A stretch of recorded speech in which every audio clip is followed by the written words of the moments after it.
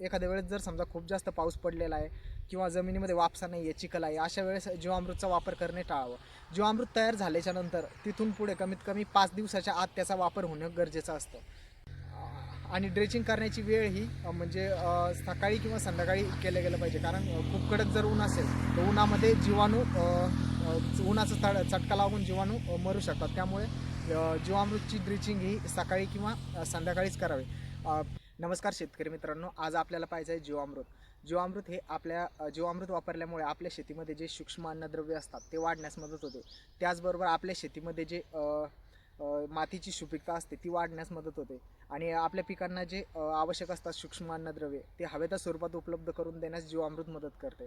त्याचमुळे जीवामृत हे आपल्या शेतीसाठी, आपल्या पिकासाठी आपण वापरलं पाहिजे. तर जीवामृत बनवण्यासाठी आपल्याला लागणारं साहित्य 200 लिटर पाणी क्षमतेचा ड्राम, त्याबरोबर 170 लिटर पाणी, 2 किलो गूळ, 2 किलो हरभऱ्याचं पीठ, 10 किलो गाईचं शेण, 10 लिटर गोमूत्र, 5 फूट लांबीची काठी, 1 टोपलं, 1 बाटली आणि शेवटी 1 किलो वडाखालची माती किंवा पिंपळाखालची माती.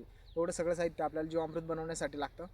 जीवामृत बनवण्याची पद्धत ही आपल्याला सावलीमध्येच करायची आहे. सर्वप्रथम जो 200 लिटर पाणी क्षमतेचा जो ड्राम आहे तो आपल्याला झाडाखाली म्हणजे सावलीमध्ये घ्यायचा आहे. त्यामध्ये 170 लिटर पाणी घ्यायचं आहे.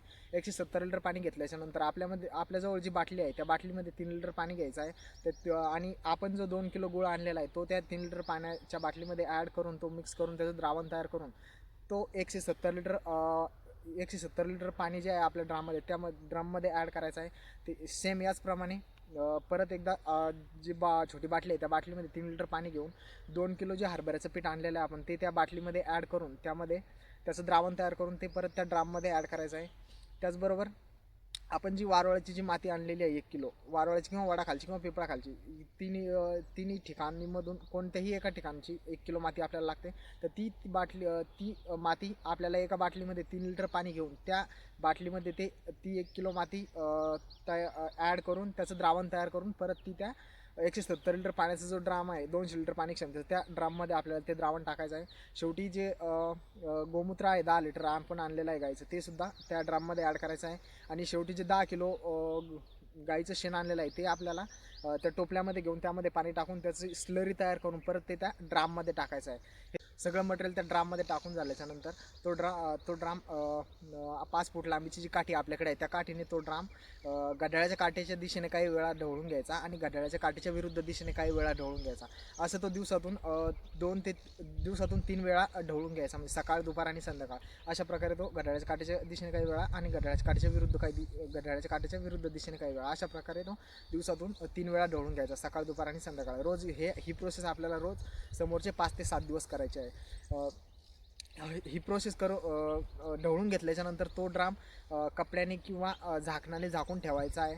त्यानंतर दुसऱ्या दिवशी त्यावरती जास्त म्हणजे खूप मोठ्या प्रमाणात फेस आल्यासारखं दिसेल, समजून जायचं आपलं हे जीवामृत बनवण्याची पद्धत ही यशस्वीरित्या पार पडत आहे. असं कंटिन्यू 5 ते 7 दिवस केल्याच्यानंतर घड्याळाच्या काठीच्या दिशेने काही वेळा आणि घड्याळाच्या काठीच्या विरुद्ध दिशेने काही वेळा असं ढवळल्यामुळे त्यामध्ये जे जीवाणू असतात ते वाढण्यास मदत होते. अशा प्रकारे 5व्या किंवा 7व्या दिवशी त्यावरती आंबूस आल्यासारखा वास येईल, समजून जायचं आपलं हे जीवामृत यशस्वीरित्या बनलेलं आहे. ते जीवामृत तयार झाल्याच्यानंतर आता आपल्याला त्याचा वापर कसा करायचा आहे. तर जीवामृत हे एका पिकासाठी एका हंगामात 2 वेळा, जास्तीत जास्त 2 वेळा वापरू शकतो. 200 लिटर जीवामृत हे आपण एका एकरासाठी वापरू शकतो. तर जीवामृत हे पिकाला देण्यासाठी आपण ड्रेचिंगद्वारे देऊ शकतो किंवा मग ड्रिपद्वारे पिकाला सोडू शकतो.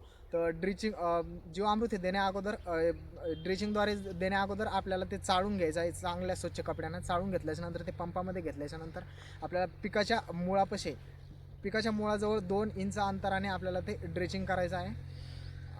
आणि ड्रेचिंग करण्याची वेळ ही म्हणजे सकाळी किंवा संध्याकाळी केलं गेलं पाहिजे, कारण खूप कडक जर ऊन असेल तर उन्हामध्ये उन्हाचा चटका लागून जीवाणू मरू शकतात. त्यामुळे जीवामृतची ड्रेचिंग ही सकाळी किंवा संध्याकाळीच करावी.